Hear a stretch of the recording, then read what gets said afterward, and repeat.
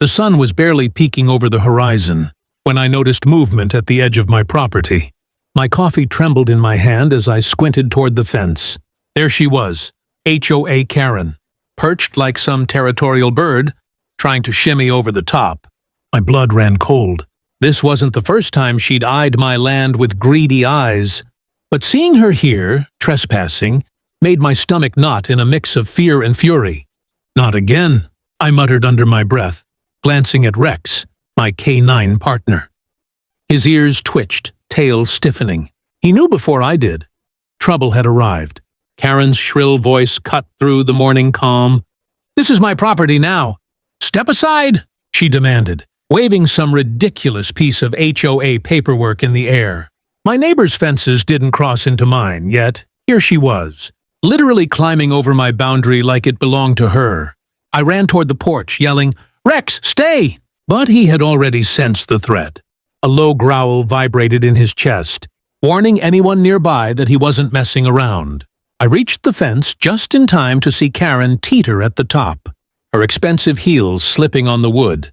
"Get down! This is trespassing!" I shouted. But Karen ignored me. She thought she could bully me with regulations and a fake sense of authority. My pulse raced, and so did Rex's.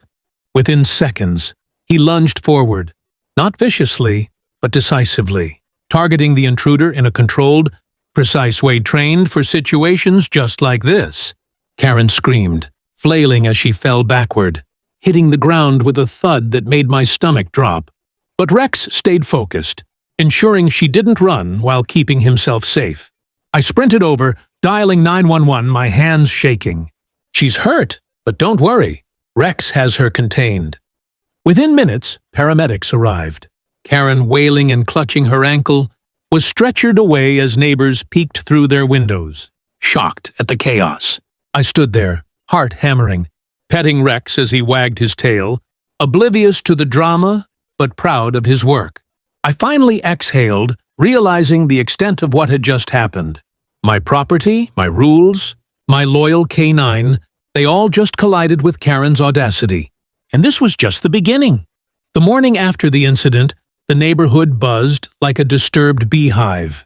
News had spread fast, HOA. Karen had ended up in an ambulance after her failed attempt to claim my land. I walked Rex around the yard, scanning the fence line carefully, half expecting her to return with reinforcements. The HOA office called first. "Mr. Harper, we've received complaints about the incident. Can you explain?" The woman's voice was syrupy, but I could hear the panic beneath it. "Explain?" I said, incredulous. "Your member climbed my fence, tripped, and injured herself. You might want to check your bylaws on trespassing before calling me." Rex patted at my side, alert, tail flicking. He'd become an unspoken hero in the neighborhood, a guardian everyone respected, even the humans who feared confrontation. Later, Karen tried to negotiate through her lawyer, offering an insincere apology and requesting mediation. I laughed. "You invaded my land. You fell. End of story," I said firmly, pen poised to respond in writing. I wasn't going to negotiate with someone who treated boundaries like suggestions. Weeks passed, and the incident became a cautionary tale. Kids whispered about the K9 that protected a man's land. And even other HOA members started looking twice at Karen's entitled attitude. She avoided the neighborhood, likely terrified of a repeat encounter. I fortified my fence, not out of fear, but principle. Rex lounged nearby, keeping an eye on every corner.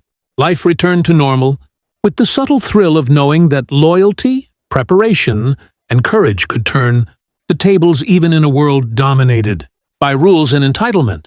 Karen's lesson was simple and unforgettable. Respect boundaries or face the consequences. And my K9, without a single word, had spoken that message louder than any of us ever could.